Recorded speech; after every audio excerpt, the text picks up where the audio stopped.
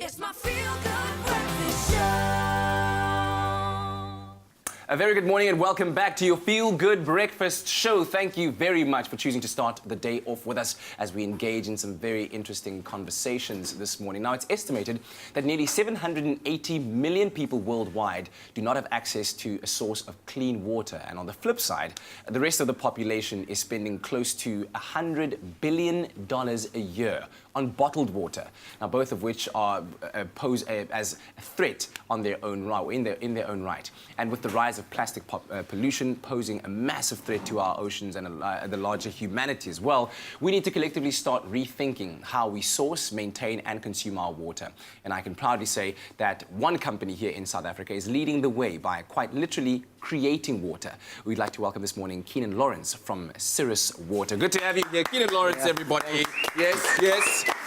Great to have you here. And of course, we've been following the journey of Cirrus Water for quite some time now. But for the viewers out there that don't exactly know what Cirrus Water is all about, explain the process of how you are creating water. Yeah, so our technology recreates the dew point, literally meaning that we make rain on command, and it's a form of high-quality water. Yeah. Well, what is dew point? You've mentioned dew point. Yeah, so the dew point, in a nutshell, it's the point at which dew can form. So basically, water can be created or rain can be created. Yeah. Basically. We spoke about two problems here. One, the scarcity of water. On the other side, the production of water. But more importantly, plastic bottles being used as a container for that, and that being a byproduct, which is a problem for the environment. So how are you then eliminating the need for water bottles? Well, with our machines or our technology, you can produce water where it's needed and when it is needed. Yeah. So you're not only eliminating or reducing the amount of single-use plastics, but you're also reducing your carbon footprint by eliminating the need for transporting of those bottled waters. Wow. And so how much water can be produced using your equipment? And when that water is produced, is it then ready to drink right there? Yes. So firstly, I'll answer the second question. At the point that the water droplets form on our coil, that's research-grade water. Okay. Okay, and then yeah, it's just fantastic quality.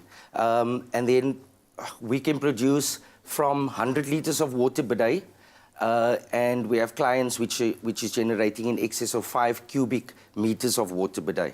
Okay, that's a lot of water. Yeah. And obviously this all depends on then the size of the machine that so you we have are. a 100-liter unit, a 500-liter unit, and a 1,000-liter unit. Yeah, and obviously the amount of, I guess, condensation in the air, of the area that you live in, that would dictate how much water you're able to make as well. So let's talk about the application of the technology in a community, let's say, like Cape Town, where the municipal water is quite scarce and heavily subsidized as well. Is this model very sustainable then, in that context? Well, in terms of the subsidizing of water, it's just not sustainable.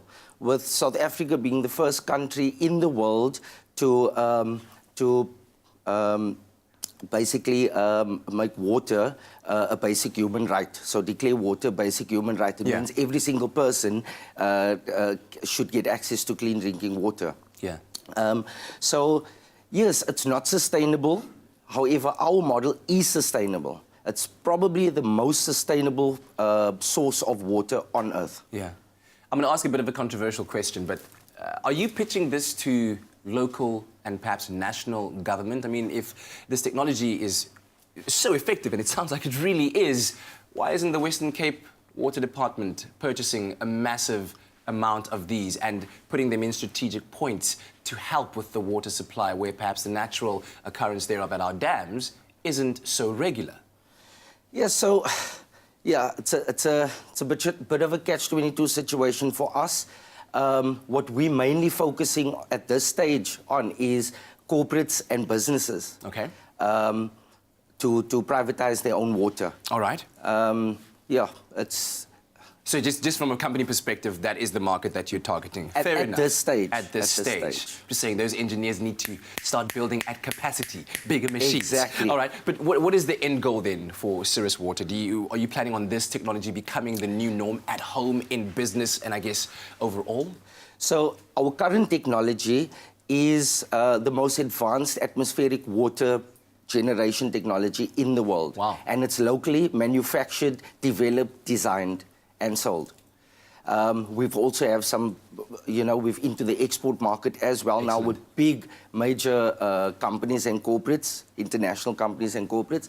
But over and above that, we're also in the advanced stages of developing our new technology, which will afford every single community around the world a clean source of water. That's amazing. Yeah. I can't wait. In terms of cost, it's going to be a game changer. a game changer, Yeah. complete game changer.